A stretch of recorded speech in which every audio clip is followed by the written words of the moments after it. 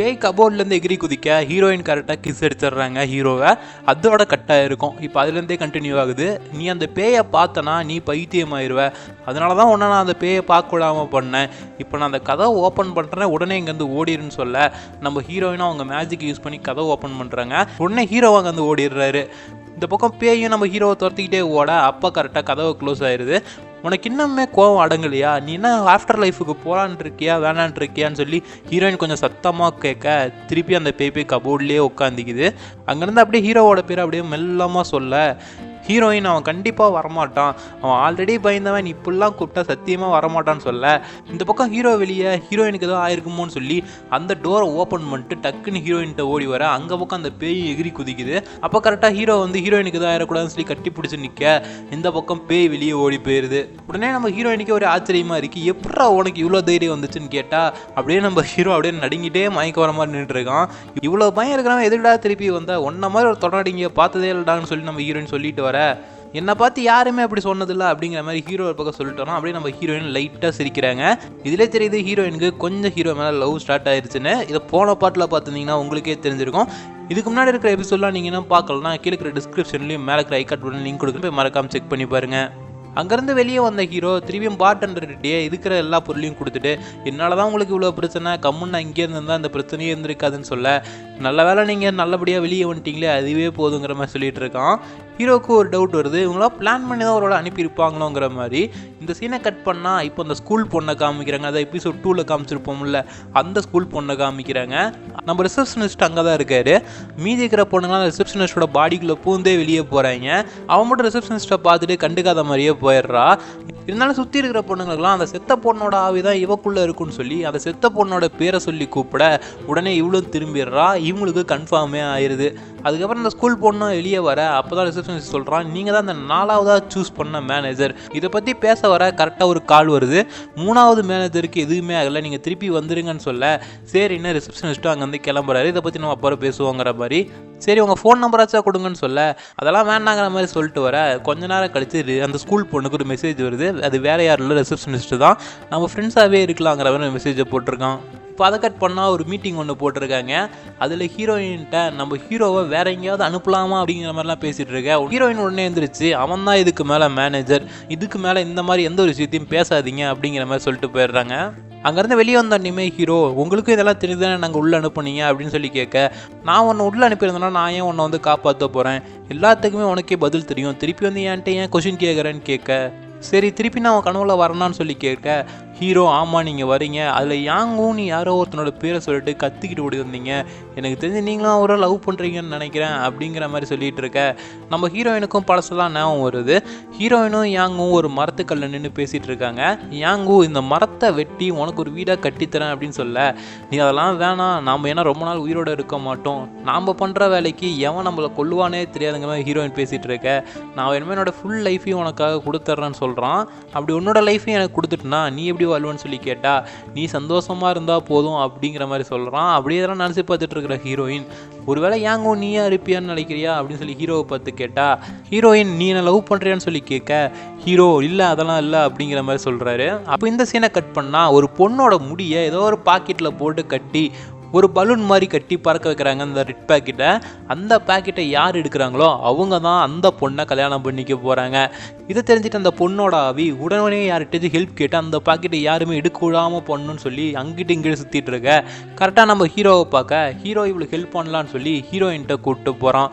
அந்த வே ரொம்ப வீக்காகவும் சோர்வாகவும் இருக்கும் போல், அதனால் ஹீரோவோட ஷோல்டர் மேலேயே படுத்துட்டு இருக்க இதை பார்த்தோன்னையும் ஹீரோயினுக்கு செமையாக கடுப்பாகுது. சும்மா நடிச்சிட்டே இருக்காதா, எந்திரிச்சு என்ன ஆச்சுன்னு சொல்லு அப்படின்னு சொல்ல அதுக்கப்புறம் ஹீரோயினாக அதை கேட்டுட்டு கன்ஃபார்ம் கல்யாணம் பண்ணி தான் ஆகணும் அப்படிங்கிற மாதிரி சொல்கிறாங்க. அதுக்கப்புறம் அந்த கெஸ்ட் ரூமுக்கு கூட்டிகிட்டு போகலான்னு பார்த்தா அந்த பேர் ரொம்ப வீக்காக இருக்குல்ல, அதனால் நம்ம ஹீரோவே தூக்கிட்டு போகிறாரு. இதை பார்த்தோன்னே ஹீரோயின் ஃபஸ்ட் எபிசோடில் கட்ட வண்டியை தூக்கிட்டு வந்திருப்போம் ஹீரோயினை கூப்பிட்டு போகிறதுக்கு. அட பாவி எனக்கு மட்டும் கட்ட வண்டியை தூக்கிட்டு வர இவ்வளோ மட்டும் தூக்கிட்டு போகிறேங்கிற மாதிரி கொஞ்சம் கோவத்தோட பார்க்குறாங்க. அடுத்த நாள் காலையில் எந்திரிச்சு டீ குடிச்சிட்டு இருக்க ஹீரோவோட ஃப்ரெண்டு ஹீரோயினை பற்றி நல்ல விதமாக சொல்லிட்டு இருக்கான். என்னடா நீ அவளை பற்றி நல்ல விதமாக சொல்கிறேன்னு கேட்டால் அவன் நல்லா ஸ்வீட்டாக தான் பேசுகிறான் அப்படிங்கிற மாதிரிலாம் சொல்லிட்டு இருக்கான். இதை கேட்டோன்னே ஹீரோக்கு அவள் பணக்காரங்கனாலே அப்படி தான் பேசுவான் அப்படிங்கிற மாதிரி நினச்சிட்டு இருக்கான். இப்போ ஹோட்டல் டெல்லுனால ஹீரோயினை காமிக்கிறாங்க. மேனேஜர் எங்கன்னு சொல்லி கேட்டால் அவர் அந்த ரெட் பாக்கெட் எடுக்க போயிருக்காரு, அந்த பொண்ணுக்கு ஹெல்ப் பண்ணலான்னு சொல்லி அப்படிங்கிற மாதிரி சொல்ல ஹீரோயினுக்கு ஒன்று தூக்கி வாரி போடுது. ஒருவேளை அந்த ரெட் பாக்கெட் எடுத்துட்டானா அவன் தானே மாப்பிள்ளையாக மாறிடுவான், யாரை கேட்டும் அதெல்லாம் பண்ணிட்டு இருக்காங்கிற மாதிரி கோவத்தோடைய அங்கேருந்து கிளம்புறாங்க. இந்த பக்கம் நம்ம ஹீரோவும் அந்த ரெட் பாக்கெட் விழுந்த இடத்துல தான் போய் தொலைவிட்டு இருக்காரு, எங்கே இருக்குங்கிற மாதிரி. அவன் ஃப்ரெண்டு வேற சைக்கிளிங் பண்ணிட்டு இருக்கா. இன்னும் எவ்வளோ நேரம்டா அவன் இங்கே நின்றுட்டு இருக்கா அப்படின்னு சொல்லி கேட்டா, மச்சான் ஒரே ஒரு ரவுண்டு மட்டும் போயிட்டு வாடா, அதுக்குள்ளே நான் வேலையை முடிச்சிடுறேன் அப்படிங்கிற மாதிரி சொல்ல அவனும் ஒரு ரவுண்ட் அப்படியே போயிட்டு இருக்கான். அப்போ அங்கே ஹீரோயின் உட்காந்துட்டு இருக்காங்க. இந்த வெயிலில் இங்கே வந்து ஏன் உட்காந்துருக்கீங்கன்னு சொல்லி கேட்க, யாரை கேட்டு இந்த ஒரு வேலையை நீ பார்த்துட்டு இருக்க அப்படின்னு சொல்லி கேட்டால், அந்த பொண்ணுக்கு நீங்கள் தான் ஹெல்ப் பண்ண மாட்டேன்னு சொல்லிட்டீங்க, சரி நானும் ஹெல்ப் பண்ணுறேன் அப்படிங்கிற மாதிரி அந்த ரெட் பேக்கெட்டை தொலைவை நம்ம ஹீரோயின் அந்த ரெட் பேக்கெட்டை பார்த்துடுறாங்க. இந்த பக்கம் நம்ம ஹீரோவோட ஃப்ரெண்டு சைக்கிள் ஓடிட்டு இருப்பானே, அவன் தடுமாறி கீழே விழுந்து அந்த ரெட் பேக்கெட்டை கையில் எடுத்துடுறான். அவன் அதை எடுத்துகிட்டு போய் வீட்டில் பிரித்து பார்க்க அதில் பார்த்தா வெறும் முடியும் நெயிலுமா இருக்குது. அப்படியே அவன் கையில் ஒரு சிவப்பு கயிறு மாதிரி ஃபார்ம் ஆகி இவனுக்கும் அந்த பேய்க்கும் அந்த கயிறு பார்த்தீங்கன்னா கனெக்ட் ஆயிடுது. அந்த பேய் இவனோட கண்ணுக்கு தெரிய அப்படியே மயக்கம் போட்டு கீழே விழுந்துடுறான். இதெல்லாம் பார்த்தவன் ஹீரோயின்கிட்ட போய் சொல்ல, அதே டைம் ஹீரோவுக்கு அந்த கல்யாண பொண்ணு வீட்டிலேருந்து கால் வருது. அந்த பொண்ணோட அப்பா அம்மா நாங்கள் தான், அந்த பொண்ணுக்காக கல்யாணம் ஏற்பாடு பண்ணுறீங்கன்னு சொல்லியிருந்தீங்க, அதுக்காக தான் கால் பண்ணுறோன்னு சொல்ல, இப்போ ஹீரோயின் தான் அவங்கக்கிட்ட பேசி ஒரு பணத்தையும் வாங்கிடலாம் அப்படிங்கிற மாதிரி அவங்கக்கிட்ட பேசி ஒரு கார்டை வாங்கிட்டு வராங்க. அந்த கார்டை வாங்கிட்டு ஹீரோவும் ஹீரோயினும் ஒரு வந்து ஜுவல்லரி ஷாப்புக்கு போகிறாங்க. அங்கே போனால் ஹீரோயின் கணக்கே இல்லாமல் நகை எடுத்து தள்ளுறாங்க. ஏன் இப்படிலாம் பண்ணுறீங்கன்னு கேட்டால், அதுதான் இது வந்து அன்லிமிட்டெட் கார்டு, இதில் நம்ம எவ்வளோ வேணுமாலும் ஸ்வைப் பண்ணிக்கலாங்கிற மாதிரி சொல்ல, இதை பார்த்துட்டு நம்ம ஹீரோ இதுக்கு மேலே விட்டா இது ஆகாதுங்கிற மாதிரி இப்போ மாங்கோ பாட்டியை பார்க்கறதுக்கு அங்கேருந்து கிளம்புறான். அங்கேருந்து மாங்கோ பாட்டி வீட்டுக்கு போனால் அங்கே மாங்கோ பாட்டி மாதிரியே இன்னொருத்தங்க இருக்காங்க. அவங்கக்கிட்ட மாங்கோ பாட்டி எங்கன்னு கேட்டால், நான் அவங்களோட தங்கச்சி தான், அவங்க வெளியே போயிருக்காங்கன்னு சொல்ல, திருப்பி மாங்கோ பாட்டி மாதிரியே இன்னொருத்தங்க வயசான மாதிரி வராங்க. அவங்க வந்து மாங்கோ பாட்டி என்னுடைய அக்கா தான், அவங்க வெளியே போயிருக்காங்க, உனக்கு என்ன பிரச்சனை சொல்லுன்னு சொல்ல இந்த மாதிரி நடந்த பிரச்சனையெல்லாம் சொல்ல, இது ஒரு பிரச்சனையே கிடையாது, ஹோட்டல் எழுதினாலே ஒரு 4-5 மாப்பிள்ளைங்களை பார்த்து அங்கேயே அவங்களுக்கு கல்யாணம் பண்ணி வச்சிட்டிங்கன்னா அவங்க ஆஃப்டர் லைஃபுக்கு போனாலும் அவங்க ஒன்றாவே வாழுவாங்கன்னு சொல்ல, நம்ம ஹீரோ ஒன்று இந்த ஐடியா எனக்கு தோணாமல் போச்சு, ரொம்ப நன்றிங்கிற மாதிரி அங்கேருந்து கிளம்புறான். அப்போ அந்த மாங்கோ பாட்டியோட தங்கச்சி ஒரு ட்ரிங்க் ஆட்டம் கொடுக்குறாங்க அவனுக்கு, இதை குடி, இந்த மருந்தை குடிச்சனா நீ ரொம்ப ஆக்டிவாக இருப்ப, நீ தான் ரொம்ப நாளாக தூங்காமே இருக்கேன் அப்படிங்கிற மாதிரி அந்த மருந்தை கொடுக்க, உடனே நம்ம ஹீரோவும் குடிச்சிட்டு எனக்கு இப்போ உடனே ஒரு புத்துணர்ச்சி மாதிரி இருக்குது, ரொம்ப நன்றி அப்படிங்கிற மாதிரி சொல்லிட்டு கிளம்புறான். அடுத்த சீனில் இப்போ அந்த பேய்க்கு மாப்பிள்ளை பார்க்க போகிறாங்க. அதுக்காக ஒரு 4-5 பேர்த்த கொண்டு வந்து உட்கார வைக்க, அந்த பொண்ணுக்கு யாரையுமே கட்டிக்கிறதுக்கு இஷ்டமே இல்லை, நீங்களே என்ன கல்யாணம் பண்ணிக்கோங்கன்னு சொல்லி ஹீரோகிட்ட கொண்டு வந்து ரெட் பாக்கெட்டை கொடுக்க நம்ம ஹீரோவும் ஏற்றுக்கிறாரு. இப்போ நம்ம ஹீரோவுக்கும் இந்த பேய்க்கு தான் கல்யாணம் ஆக போகுது. இதை கேட்டோன்னுமே ஹீரோயின் செம்மையாக காண்டாகிறாங்க. ஹீரோயின் ஹீரோவை பார்க்கும்போது, யாரை கேட்டு இப்படி ஒரு முடிவு எடுத்த, என்கிட்ட கேட்டு அந்த ஒரு டெசிஷன் எடுக்கிறதுக்குன்னு சொல்லி கேட்டால், நான் ஏன் உங்ககிட்ட கேட்கணும் அப்படிங்கிற மாதிரி ஹீரோ கேட்குறான். அப்போ நம்ம ஹீரோவுக்கு மைண்டில் ஒரு ட்ரீமாட்டம் ஓடுது. அதில் யாரோ கதவை திறந்துட்டு வராங்க, உள்ளே ஒரு மணப்பெண் உட்காந்துட்டு இருக்கு. ஒருத்தன் கதவை திறந்துட்டு உள்ளே போகிறான். ஹீரோயின் மணப்பெண் மாதிரி நல்லா அழகாக ட்ரெஸ் பண்ணி உட்காந்துட்டு இருக்காங்க. பட் ஆனால் மூஞ்சிலையும் ரத்தம் இருக்குது, கையிலையும் ஒரே ரத்தமாக இருக்குது கீழே சொட்டிக்கிட்டு.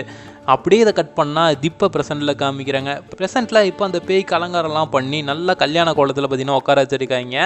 இப்போ அப்படியே இந்த சீனை கட் பண்ணால் அந்த ஸ்கூல் பொண்ணு இருக்கும்ல அங்கே காமிக்கிறாங்க.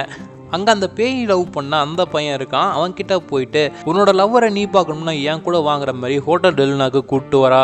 அதே டைம் இந்த பக்கம் மாங்கோ பாட்டியோட தங்கச்சி வராங்க. அங்கே அவங்க வந்து அந்த பொண்ணுக்காக ஒரு கிஃப்ட்டும் கொடுக்குறாங்க. இப்போ அந்த பேய் லவ் பண்ணுற பையன் இருக்கான்ல, அவன் இப்போ ஹாஸ்பிட்டலில் இருக்கான். அவனுடைய ஆவி தான் இங்கே வருது. அந்த பையன் உள்ளே வந்த உடனே லவ்வரை பார்க்குறான். பார்த்த உடனே அப்படியே ஆசையாக ஓடி வர, அப்போ கரெக்டாக அவன் பேய் உருவத்துக்கு மாற அவன் அங்கேருந்து பயந்து ஓடி போயிடுறான். அந்த டைமில் மாங்கோ பாட்டி ரிட்டர்ன் கொடுத்துருப்பாங்கல்ல, அந்த கிஃப்ட்டு ஒரு சிசரு. அந்த சிசரை வச்சு அந்த கயிறை கட் பண்ணி போகிற ரெட் கயிறை, அது மூலியம் இவனுக்கும் அவளுக்கும் உள்ள அந்த கனெக்ஷன் கட் ஆயிடுது. அதே டைம் அந்த பக்கம் ஹாஸ்பிட்டலில் இருக்கிற அவன் முழிச்சுக்கிறான். அப்போ அவன் கையில் ரிங்கும் பார்த்தீங்கன்னா கீழே விழுந்துருது. அதுக்கப்புறம் அந்த பேய் ஆசைப்பட்ட மாதிரி அவளோட ஆஃப்டர் லைஃபுக்கு தனியாகவே போகலாங்கிற மாதிரி முடிவு பண்ணிட்டா. ஸோ ஃபைனலாக அந்த கல்யாண பேய் ஆஃப்டர் லைஃபுக்கு போகிறதுக்காக ஹோட்டல் டெல்லுனால நின்றுட்டு இருக்க அந்த காரும் வந்து நிற்கிது. அவளை சென்ட் ஆஃப் பண்ணுறதுக்காக ஹீரோ ஹீரோயினும் அங்கே நின்றுட்டு இருக்காங்க. அப்படியே தான் கட் பண்ணால் இப்போ நம்ம ஹீரோவோட ஃப்ரெண்டை காமிக்கிறாங்க. அங்கே யாரோ வந்து கதவை தட்டுறாங்கன்னு சொல்லி ஓப்பன் பண்ணி பார்த்தா, அவன் நான் ஹீரோவை பார்க்க வந்திருக்கேன்னு சொல்ல, அங்கே கட் பண்ணால் ஹோட்டல் டெல்லுனால காமிக்கிறாங்க. அங்கே இருக்கிற ஹீரோயின்ட்ட மாங்கோ பாட்டி தான் அந்த சிசரை கொடுத்து ஹெல்ப் பண்ணாங்க அப்படின்னு சொல்ல நம்ம ஹீரோயினோ பரவாயில்லையே மாங்கோ பாட்டிலாம் இவனுக்கு ஹெல்ப் பண்ணுற அளவுக்கு பார்த்தீங்கன்னா எல்லாத்தோடையும் கனெக்ட் ஆகிட்டானேன்னு சொல்ல இல்லை மாங்கோ பாட்டி எப்பயுமே உங்களுக்கு தான் ஹெல்ப் பண்ணுவாங்க, இந்த புது மேனேஜரை கூட உங்களை பார்த்துக்கிறதுக்காக தான் அனுப்பியிருக்காங்கன்னு சொல்ல அதுக்கப்புறம் நம்ம ஹீரோ வந்து ஹீரோயின்கிட்ட பேசுகிறான். மாங்கோ பாட்டியே சொல்லியிருக்காங்க உங்களை நல்லபடியாக பார்த்துக்கிட்டா தான் அந்த மரத்தில் பூக்கள்லாம் நிறையா வளருமாமா. ஹீரோயினும் ஆமாம் அதில் நிறையா பூக்கள்லாம் பூக்கும், அப்போ தான் இந்த ஹோட்டல் டெல்னாவும் கடைசிக்கு வரும், இதுதான் மாங்கோ பாட்டியோட ஆசையும் கூட அப்படிங்கிற மாதிரி சொல்ல சரி நான் இன்னும் உன் கனவுல வரணும்னு சொல்லி கேட்க ஹீரோ ஒரு நிமிஷம் யோசிச்சு பார்க்குறாரு. மணப்பெண் கோலத்தில் நம்ம ஹீரோயின் உட்காந்துட்ருக்க கையெல்லாம் ரத்தமாக இருக்குது. அப்போ யாரோ ஒருத்தன் உள்ளே வரான். இதை அப்படியே கட் பண்ணால் இப்போ திருப்பி ப்ரெசென்ட்டில் காமிக்கிறாங்க.